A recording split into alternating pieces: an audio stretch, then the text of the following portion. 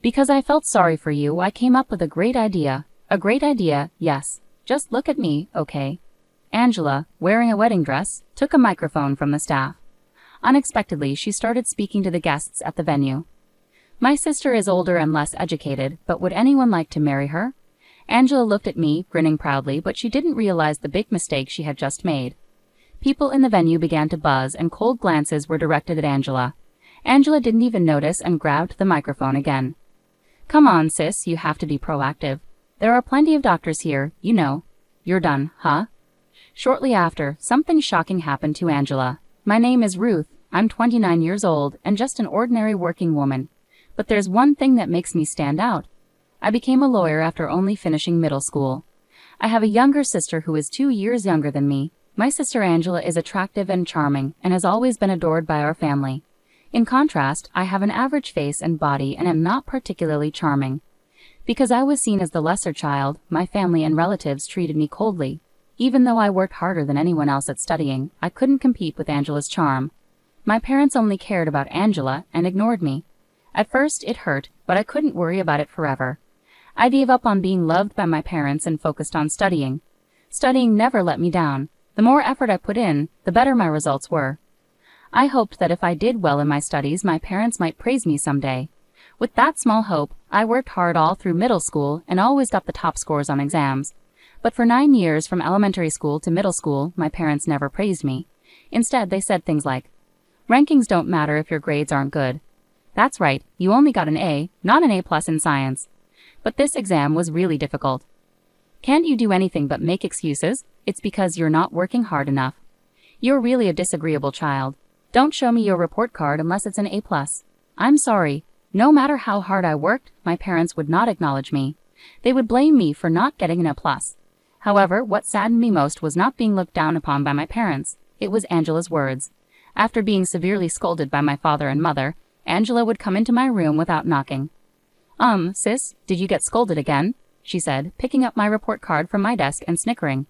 "Even though your grades are so good, you got scolded. That's too bad, sis. They praise me just for not failing any subjects. Did you come here just to say that?"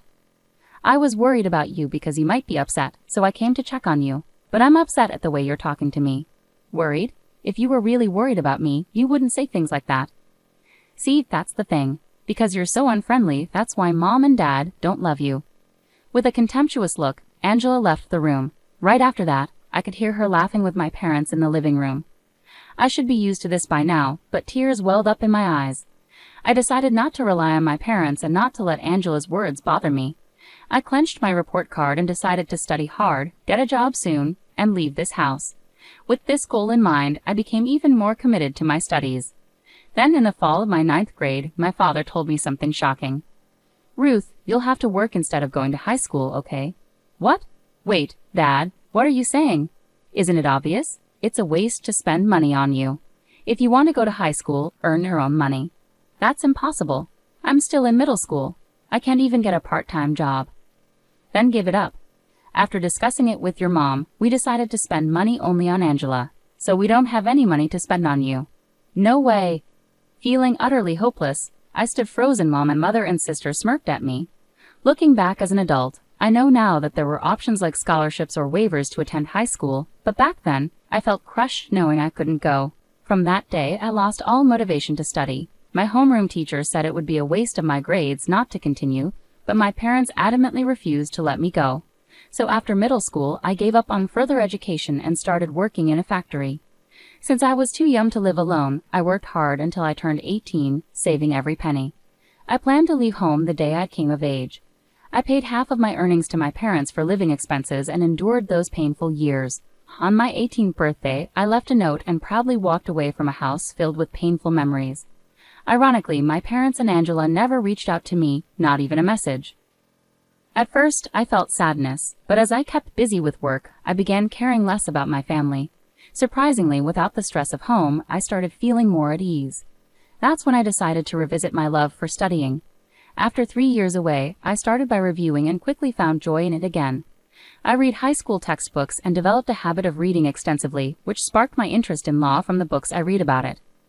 Dreaming of becoming a lawyer with only a middle school education seemed far-fetched at first. But I learned that passing a preliminary exam allowed even a middle school graduate to take the bar exam. From then on, I studied harder than ever. I studied at home and even during work breaks, flipping through legal books while eating lunch. Fortunately, my older coworkers, mostly my parents' age, supported and encouraged me. At 23, I passed the bar exam and left the factory to work at a law firm. After 4 years there, I started my own practice 2 years ago. Today I work as a consultant lawyer for a hospital, living a fulfilling life. Sometimes I wonder if my parents would be proud of me now that I'm a lawyer. Maybe they would finally approve of me. Though I sometimes think about it, I've never reached out to them and likely won't in the future. Unexpectedly, the day of reunion arrived when I received a message from Angela announcing her upcoming marriage to a doctor at the age of 27. I hadn't heard from my family since leaving home at 18, so this caught me off guard. Despite my hesitation about seeing Angela and my parents after all these years, I couldn't miss my sister's wedding. I replied that I would attend. Angela only provided the date and location in her message. At the end, she added, "Don't forget to bring some gifts from me, okay?" It seemed like Angela wanted me there just to receive gifts, assuming she wouldn't have to give me one in return later.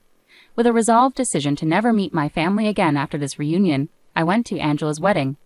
On the day of Angela's wedding a month later, I wore a blue party dress and went to the reception. After checking in and sitting in the family area, I saw my mom and dad were already there.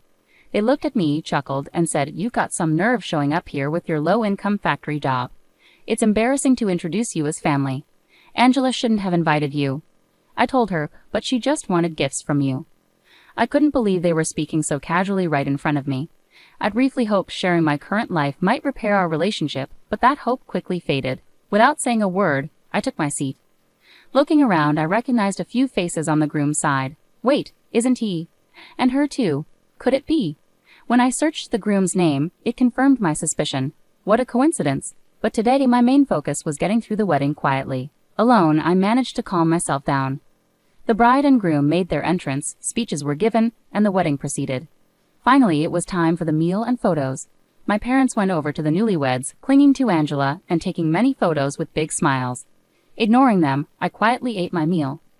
Unexpectedly, Angela came up to me. "Hey sis, it's been a while. Are you enjoying yourself?" "Yeah, the food is really good," I replied. "I know you work in a factory and don't earn much, so you probably don't get to eat such delicious food often, right? You should be grateful, haha. Are you upset?" "Sorry, but it's true, isn't it? You must be so jealous that I'm marrying a doctor." Ignoring Angela, I felt she had no sympathy for me at all. Then she whispered in my ear, "Because I feel sorry for you, I came up with a great idea." "A great idea, yes. Just look at me, okay?" Dressed in her wedding gown, Angela unexpectedly took a microphone from the staff and addressed the guests. "My sister is older and less educated. Would anyone like to marry her?"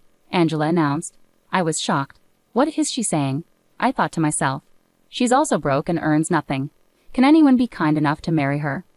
Angela looked at me with a triumphant grin. Even my parents joined in, mocking me, saying, "Please do her a favor."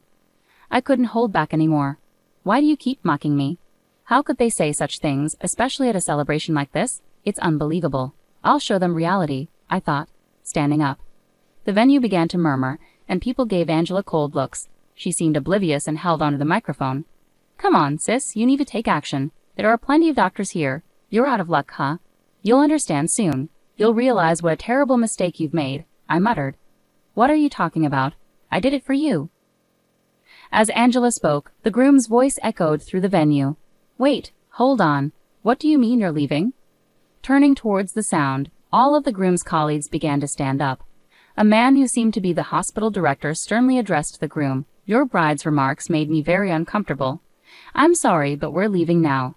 "Wait, I understand her comments were inappropriate. I'll talk to her about it." "That's not the issue. Don't you know who her older sister is?" "Huh?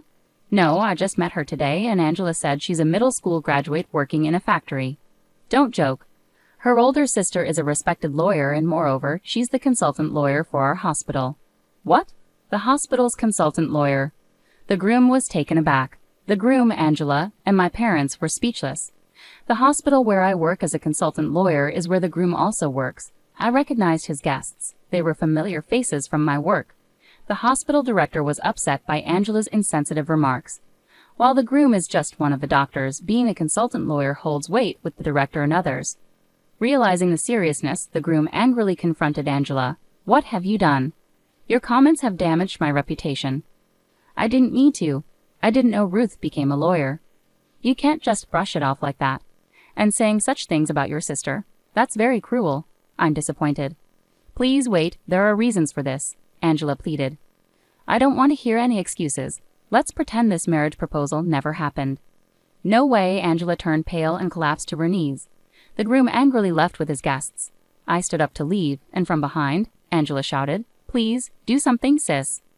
I responded firmly, Do something? Why should I? You brought this on yourself. Don't play the victim because your attempt at humor backfired. It's not right. What? Why would you say that? I didn't mean for this to happen. If only you had told me you became a lawyer. Why would I need to tell you? You never reached out to me. I was planning to cut ties after this wedding. It's satisfying to see your regretful face at the end. Too bad you lost your doctor fiancé. Good luck finding another. With those words, I left the venue. I could faintly hear guests criticizing Angela and my parents. Indeed, Angela's engagement was called off. My parents, who had hoped Angela marrying a doctor would secure their future, were furious with her for the first time over this incident. Angela, never scolded before, seemed shattered by this and sought help from me, but I ignored her calls and cut off all family contacts. She quit her job for marriage and is now unemployed, her relationship with our parents strained as she stays isolated in her room. As for me, I'm living stable and fulfilling days. Both work and personal life are going well, and I'm content. While I may not have had a supportive family, I've found success through hard work and supportive people around me. It hasn't been easy, but I'm grateful for my efforts. Now I aim to live comfortably and enjoy life.